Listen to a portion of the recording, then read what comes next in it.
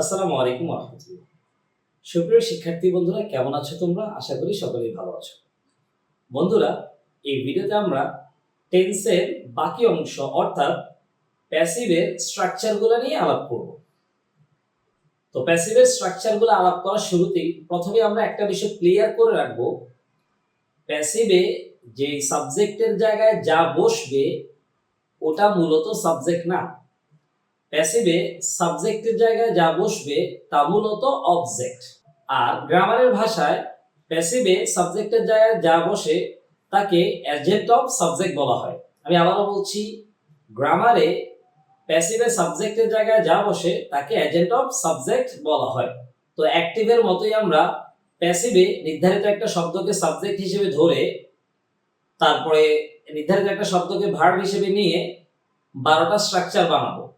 এক্ষেত্রে আরেকটা কথা বলে রাখা ভালো, প্যাসিভে যে 12টা স্ট্রাকচার আমরা পড়ছি এই 12টার মধ্যে 8টার ব্যবহার সচরাচর পাওয়া যায়, বাকি 4টার ব্যবহার তেমন একটা পাওয়া যায় না, আর এটা আমরা উল্লেখ করে দিব। তো চলো আমরা স্ক্রিন থেকে বিষয়টা দেখে নিই।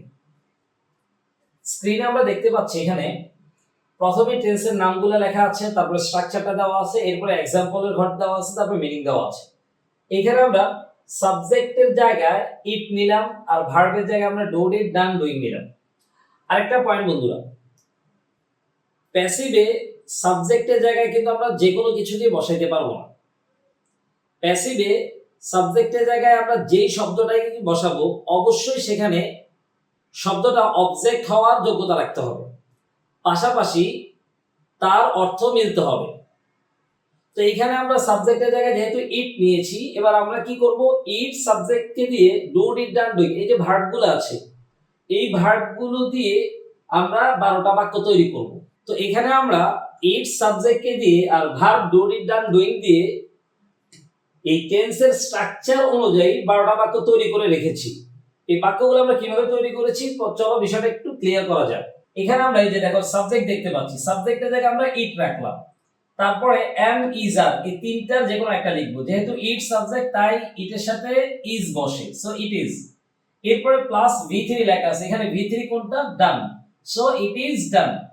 প্রথমটা আমরা লিখে ফেললাম, তারপরে সাবজেক্টের জায়গায় আবার আমরা ইট লিখলাম, তারপরে এম ইজ আর এই তিনটার জায়গায় আমরা ইজ লিখলাম, তারপর হচ্ছে বিং প্লাস v3 বিং লিখলাম, তারপরে v3 হচ্ছে ডান, ইট ইজ বিং ডান। এভাবে আমরা প্রথমেই প্রেজেন্ট পারফেক্ট টেন্সের জায়গায় সাবজেক্টের জায়গায় আমরা ইট লিখলাম, তারপরে হ্যাভ অথবা হ্যাজ এর পরিবর্তে আমরা হ্যাজ লিখলাম, তারপরে আমরা বিন লিখলাম, তারপরে গিয়ে আমরা ডান লিখলাম, v3 ইট হ্যাজ বিন ডান।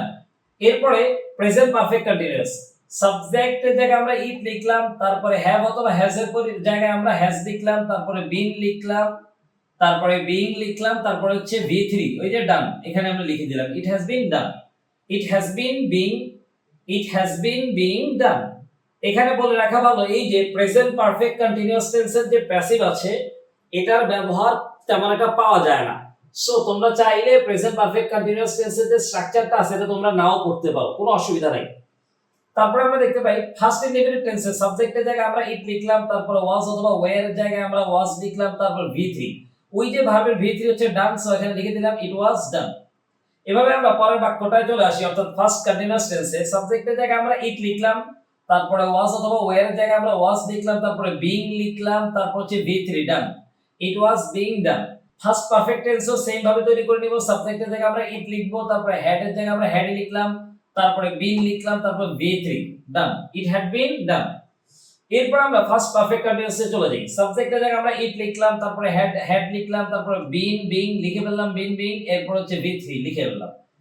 এখানেও যে পয়েন্টটা ক্লিয়ার করতে হবে, ফার্স্ট পারফেক্ট কন্টিনিউয়াস টেন্সের ব্যবহার তেমন একটা পাওয়া যায় না, সো এখানে আমরা ফার্স্ট পারফেক্ট কন্টিনিউয়াস টেন্সের স্ট্রাকচারটাকে অ্যাভয়েড করতে পারি। এরপর আমরা ফিউচার ইনডিফিনিট টেন্সে চলে যাব, সাবজেক্টের জায়গায় আমরা ইট লিখবো, তারপর শেল অথবা উইল এর জায়গায় আমরা উইল লিখলাম, তারপর হচ্ছে বি লিখলাম, তারপর v3 done, it will be done. এভাবে আমরা ফিউচার কন্টিনিউয়াস টেন্সও তৈরি করে নিব, সাবজেক্টের জায়গায় আমরা ইট লিখবো, তারপর শেল অথবা উইল এর পরিবর্তে আমরা উইল লিখবো, তারপর বি বিং লিখে ফেললাম, বি বিং, তারপর হচ্ছে v3 হচ্ছে ডান। এই যে দেখো ফিউচার কন্টিনিউয়াস টেন্সের ও প্যাসিভের ব্যবহার পাওয়া যায় না, তাই আমরা চাইলে ফিউচার কন্টিনিউয়াস টেন্সটাকে নাও করতে পারি। এরপর আমরা ফিউচার পারফেক্ট দেখবো, সাবজেক্টের জায়গায় আমরা ইট লিখলাম, শেল উইল এর পরিবর্তে আমরা উইল লিখলাম, তারপরে হ্যাভ বিন লিখে ফেললাম, হ্যাভ বিন, তারপরে V3 ওই যে ডান এখানে লিখে ফেললাম, ইট উইল হ্যাভ বিন ডান। এরপর আমরা ফিউচার পারফেক্ট কন্টিনিউয়াস টেন্স তৈরি করে দেখব। সাবজেক্টের জায়গায় আমরা ইট লিখলাম, তারপর শেল অথবা উইল এর জায়গায় আমরা উইল লিখলাম, তারপরে হ্যাভ বিন বিং, এই পুরোটাকে আমরা লিখে বলবো হ্যাভ বিন বিং। তারপর যেটা কাজটা করব, ভার্ব 3 নাম্বার রূপ লিখলাম, it will have been being done. এখানে আমরা দেখতে পাই লেখা আছে ফিউচার পারফেক্ট কন্টিনিউয়াস, এটা হচ্ছে রেয়ার, তার মানে হচ্ছে এটার ব্যবহার পাওয়া যায় না। সোজা কথা হলো প্যাসিভে টোটাল 12টা স্ট্রাকচার আছে, তার মধ্যে 4টার ব্যবহার নাই বললেই চলে। এই 4টা কি কি? Present perfect continuous, fast perfect continuous, future perfect continuous, এছাড়া হচ্ছে ফিউচার কন্টিনিউয়াস টেন্স। সো তোমরা যারা প্যাসিভ স্ট্রাকচারগুলো পড়বা, তোমরা চাইলে এই বাকি 4টাকে বাদ দিয়ে তোমরা পড়তে পারো। এখন আমরা আমাদের লিখিত 12টা বাক্যের বাংলা অর্থ লিখে নিব। অলরেডি আমি লিখে রেখেছি, জাস্ট আমি বিষয়টা বুঝিয়ে দিচ্ছি। ইট ইজ ডান, এটা করা হয়। ইট ইজ বিং ডান, এটা করা হচ্ছে। ইট হ্যাজ বিন ডান, এটা করা হয়েছে। It has been being done, এটা করা হচ্ছে। ইট ওয়াজ ডান, এটা করা হয়েছিল। ইট ওয়াজ বিং ডান, এটা করা হচ্ছিল। ইট হ্যাড বিন ডান, এটা করা হয়েছিল। It had been being done, এটা করা হচ্ছিল। ইট উইল বি ডান, এটা করা হবে। It will be being done, এটা করা হতে থাকবে। ইট উইল হ্যাভ বিন ডান, এটা করা হয়ে থাকবে। It will have been being done, এটা করা হতে থাকবে। তো এইখানে আমরা ইংরেজিও লিখলাম, পাশাপাশি তার বাংলা অর্থ লিখে নিলাম। এখন আমরা যেটা করব, প্যাসিভের টেন্সের স্ট্রাকচারগুলো কিভাবে মনে রাখবো সেই বিষয়টা আমরা আলাপ করব। উল্লেখ্য, এই একই আলাপ আমরা অ্যাক্টিভের টেন্সের স্ট্রাকচারগুলোর ক্ষেত্রেও করেছিলাম। এখন আমরা কিভাবে টেন্সগুলোকে মনে রাখা যায় সেই উপায়গুলো নিয়ে আলাপ করব। আমরা এখানে 5টি উপায় আলাপ করব। উল্লেখ্য যে এই 5টা উপায় ইতিপূর্বে আমরা অ্যাক্টিভের ক্ষেত্রে আলোচনা করেছি। তো 5টি উপায়ের মধ্যে প্রথম উপায়টি হচ্ছে গঠনগুলো মুখস্থ করা। অবশ্যই আমাদেরকে অ্যাক্টিভ এবং প্যাসিভের যে টেন্সের স্ট্রাকচারগুলো আমরা পড়েছি সেগুলো খুব ভালোভাবে মুখস্থ করে নিতে হবে। আমাদের যখন মুখস্থ হয়ে যাবে, তারপরে আমরা 2 নম্বর পন্থায় যেটা করব, বাক্যে ব্যবহৃত ভার্বগুলোর মধ্য থেকে টেন্স খুঁজে বের করব। অর্থাৎ যেখানে আমরা ইংরেজি বাক্য পড়ব, সেই বাক্যে অবশ্যই ভার্ব থাকবে, আর ওই বাক্যে ব্যবহৃত যে টেন্সটা আছে সেটা আমরা ফাইন্ড আউট করব। তো চলো বিষয়টা উদাহরণের মাধ্যমে বুঝে নেওয়া যায়। এখানে আমরা দেখতে পাই আই অ্যাম ফানিশড লেখা আছে। এখানে অ্যাম ফানিশড এটা হচ্ছে ভার্ব। এখন আমরা দেখব এই যে অ্যাম ফানিশড শব্দটা, এটা একটা ভার্ব। সো এটাতে কোন টেন্স ব্যবহৃত হয়েছে? এটা হচ্ছে প্যাসিভের প্রেজেন্ট ইনডেফিনিট টেন্স। মনে রাখতে হবে, এটা হচ্ছে প্যাসিভের প্রেজেন্ট ইনডেফিনিট টেন্স। তোমরা যদি প্যাসিভের স্ট্রাকচারগুলো মুখস্থ করো তাহলে বিষয়টা খুব ইজিলি বুঝতে পারবে। প্যাসিভের প্রেজেন্ট ইনডেফিনিট টেন্সের স্ট্রাকচার হচ্ছে subject plus am is are plus V3। Tense মনে রাখার 3 নাম্বার উপায় হচ্ছে বাংলা থেকে ইংরেজি বলা। অর্থাৎ আমরা ছোট ছোট বাংলাগুলোর মাধ্যমে ট্রাই করে তার ইংরেজি বের করার চেষ্টা করব। এই বিষয়টাকেও আমরা উদাহরণের মাধ্যমে বুঝে নিই। চলো, আমাকে শাস্তি দিবে, এই দেখো একটা বাক্য লিখেছে। এখন এটা অ্যাক্টিভ নাকি প্যাসিভ সেটা বুঝবা কিভাবে? বুঝা একদম ইজি। দেখো এখানে কে শাস্তি দিছে এটা কিন্তু বলা নাই, বা কে শাস্তি দিবে এটা কিন্তু বলা নাই। সো যেহেতু কে শাস্তি দিবে এটা বলা নাই, তাই এই বাক্যটা হচ্ছে প্যাসিভ। এখন এই বাক্যটাকে যখন আমরা ট্রান্সলেট করব, এই দেখো আমাকে পরিবর্তে আমরা এখানে আই লিখছি, কারণ দেখো আমাকে মূল ইংলিশ হচ্ছে মি, কিন্তু আমরা সাবজেক্টের জায়গায় মি লিখতে পারছি না, বরং মিটাকে আমরা পরিবর্তন করে আই লিখলাম। তারপর শাস্তি দিবে, শাস্তি দেওয়া হচ্ছে পানিশ। এখন এটা কোন টেন্স? Future indefinite tense. আর আমরা জানি প্যাসিভে ফিউচার ইনডিফিনিট টেন্স হচ্ছে শেল উইল।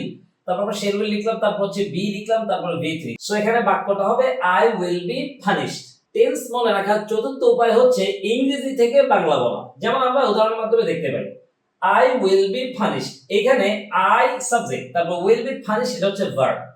এখন এই আই অর্থ নরমালি আমরা জানি আমি, কিন্তু যেহেতু এটা প্যাসিভ বাক্য তাই এখানে আই অর্থ আমি না হয়ে বরং আমাকে হবে। তারপর উইল বি পানিশ, পানিশ শব্দের অর্থ শাস্তি দেয়া। এখন আমরা জানি বাক্যে যখন ভার্ব থাকবে তখন সেটা বসবে হচ্ছে টেন্স অনুযায়ী, তার অর্থ হবে টেন্স অনুযায়ী। তাই এখানে অর্থ হবে শাস্তি দিবে, অর্থাৎ শাস্তি দেওয়া হবে, দুই ভাবে বলা যায় আই উইল বি পানিশড। এভাবে আমরা যেটা করব, যখনই আমরা টেক্সট বুক পড়বো প্রত্যেকটা ভার্বের অর্থ বলার চেষ্টা করব। এখন আমরা টেন্স মনে রাখার সর্বশেষ উপায় অর্থাৎ 5 নাম্বার উপায় নিয়ে আলাপ করব। টেন্স মনে রাখার সর্বশেষ উপায় হলো আমরা নির্ধারিত একটা সাবজেক্ট নিব, তারপর হচ্ছে ভার্ব নিব, নিয়ে 12টা বাক্য প্র্যাকটিস করব। যেমনটা আমরা স্ক্রিনে দেখতে পাই, ভিন্ন ভিন্ন সাবজেক্ট নিব এবং তারপরে ভার্ব দিয়ে টেন্স অনুযায়ী প্র্যাকটিস করতে হবে। বিষয়টা উদাহরণের মাধ্যমে বুঝে নেওয়া যায়। একটু আগে আমরা সাবজেক্টের জায়গায় ইট নিয়েছিলাম, এখানে আমরা সাবজেক্টের জায়গায় ইটের পরিবর্তে দা বুক নিয়েছি, এবং ইতিপূর্বে ভার্বের জায়গায় আমরা ডু ডিড ডান ডুইং নিয়েছিলাম, এখানে আমরা ডু ডিড ডান ডুইং এর পরিবর্তে পাবলিশ নিয়েছি। পাবলিশের 3টা বা 4টা রূপ আমরা অবশ্যই জানি, পাবলিশ, পাবলিশড, পাবলিশড, পাবলিশিং। এখন আমরা যেটা করব, এই যে দা বুককে সাবজেক্ট হিসেবে রেখে এবং পাবলিশকে ভার্ব হিসেবে ব্যবহার করে 12টা বাক্য বানাবো। তো তোমাদের বোঝার স্বার্থে আমি পুরো 12টা বাক্য বানিয়ে দেখাচ্ছি।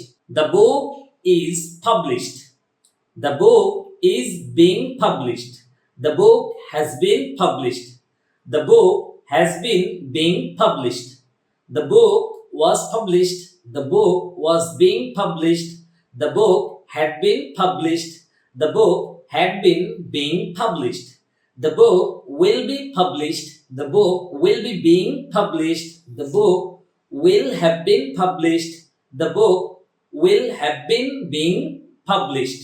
তো এখানে আমরা একটা সাবজেক্ট এবং একটা ভার্ব দিয়ে 12টা বাক্য কিভাবে বানাইতে হয় সেটা তোমাদেরকে প্র্যাকটিস করে দেখালাম। তো আশা করি তোমরা পুরো ক্লাসটা খুব মনোযোগ সহকারে দেখেছো।